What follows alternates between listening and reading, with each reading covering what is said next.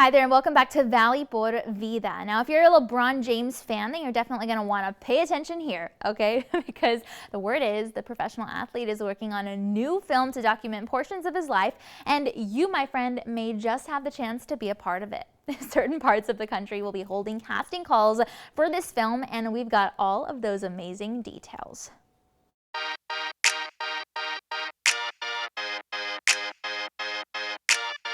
What's your long-term goal? To get to the NBA. The sky was the limit for young Lebron James and his best friends who first met on a youth basketball team when they were 10 years old. Their hard work would win them a state title in 2003. Universal Pictures wants to tell their story on the silver screen. We're basically telling LeBron and the Fab Five story, starting when they were about 12 years old, so in the 90s, and taking it through high school. Local casting director Angela Boehm is looking for 5,000 background actors of all ages. We are looking for everybody to create that story. So band members, cheerleaders, stadium crowd, referees, coaches, players, all of that stuff to create his story in his world.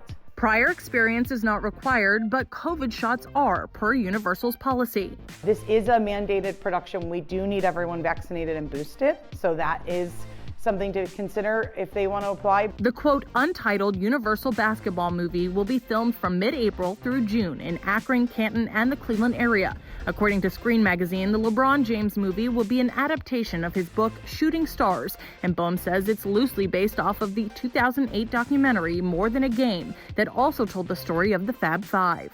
So we have to recreate around, a dozen games. So we need a lot of band and a lot of cheerleaders and a lot of stadium crowd.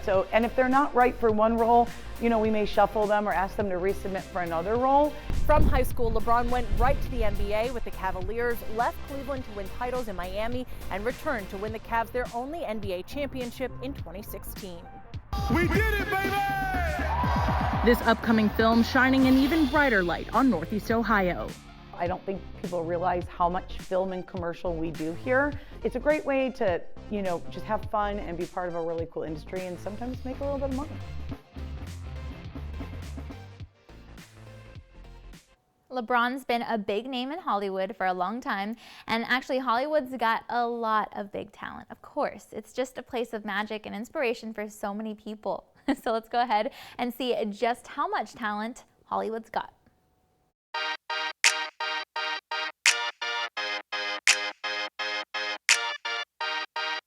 All right, so according to softschools.com, apparently Hollywood was actually a place known as Cahuenga Valley.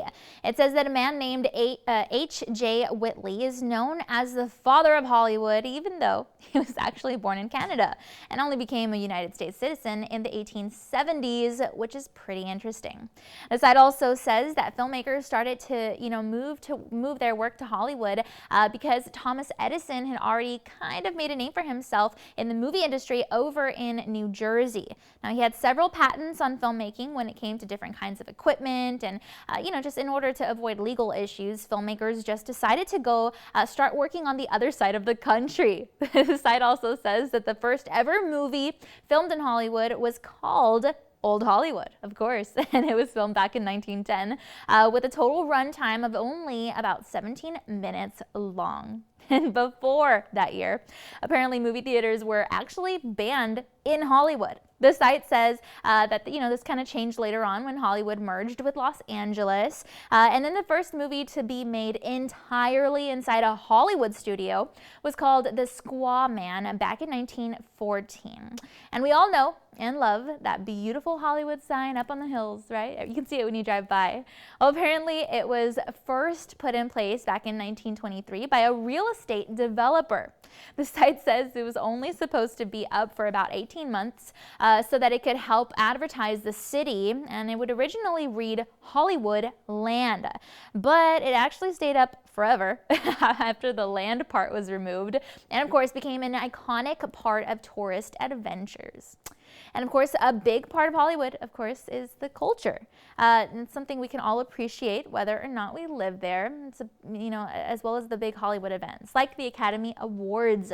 The site says that the Oscars were first held in 1929 at the Roosevelt Hotel, and they only had 15 awards that first year.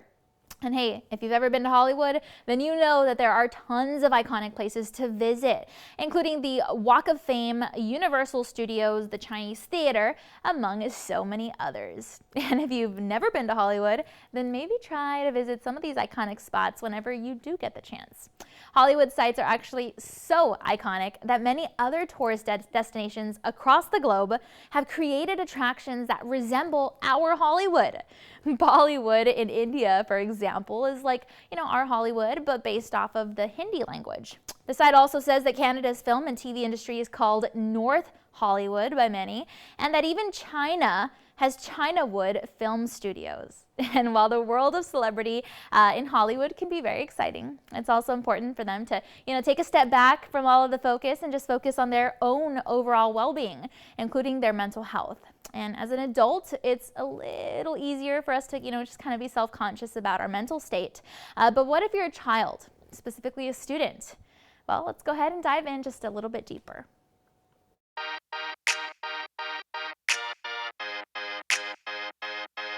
In an alarming new report released by the CDC, concrete data points to the havoc wreaked on teenagers during the pandemic.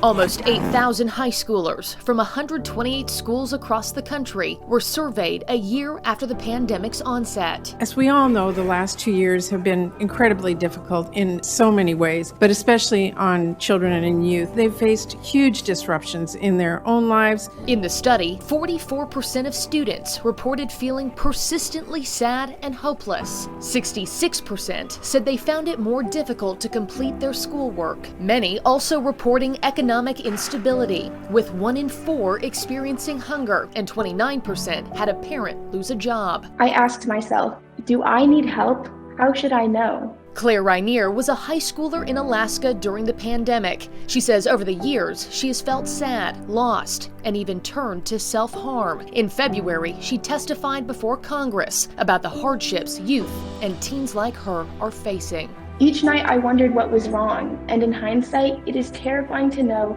that I was physically harming myself and still unsure if I needed support.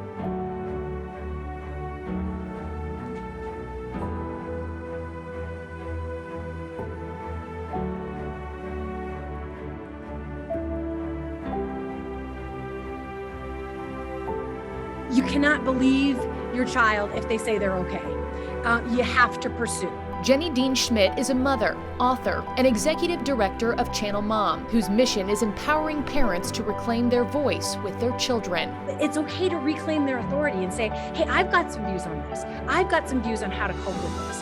I still believe in you. I still believe in your future. You need to speak that positive outlook into your child's life. And you also need to model it. Her message? Communication is key. Get them talking at the dinner table, before bed, and if you notice your child isolating, peel them away from screen time. This thing, I brought mine along as a prop, is going to lead that child to comparison and feelings of inadequacy. So draw that child away from that digital dependency. All right, now we also want to keep you informed with all that's happening here in the Valley. I'm talking cool places for you to visit with your friends and your family, like say a hangout spot that offers fun, live music, and plenty of delicious eats with local food trucks. Take a look.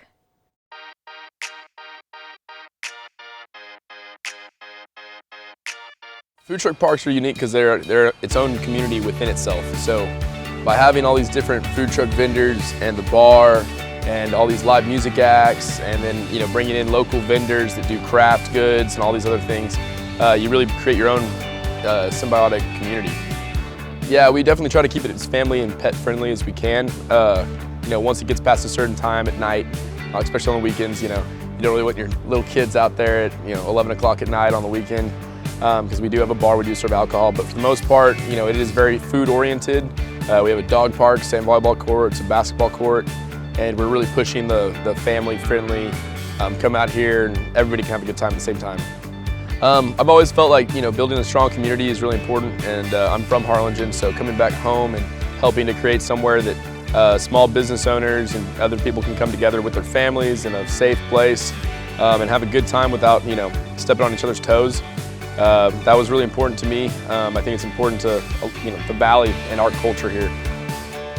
Food truck parks provide a pretty, ambivalent platform for everybody. There's something for everyone here. So if you don't like pizza, you've got tacos. If you don't like tacos, you've got Papas Locas or the Melt or the Red Dragon coming soon. If you you don't like sitting at a bar and watching sports, you can go out and play some sports. You can go play sand volleyball. You can go out, take your dog out in the back and walk around and just enjoy a beer by yourself and your dog. We try to provide something here for everybody, including food and activities. Right now we've got 7 food trucks. We have Piccola Italia, which is pizza. We've got Food Como, which is Southwestern California style. The Melt, which is gourmet grilled cheeses. Black Brew Coffee, that's self-explanatory. We've got Holy Smokes Barbecue, also self-explanatory. Toxic Tacos, and Papas Locas. We're just really appreciative of Harlingen. The city's been really helpful. Everybody's been helpful with this whole project, and the city's reacted really well to us, and we really appreciate it. So thank you for supporting us. We hope to see you there, but for now, that's all our time. We want to thank you again so much for joining us today, and be sure to tune in again next time because we'll have a lot more in store for you.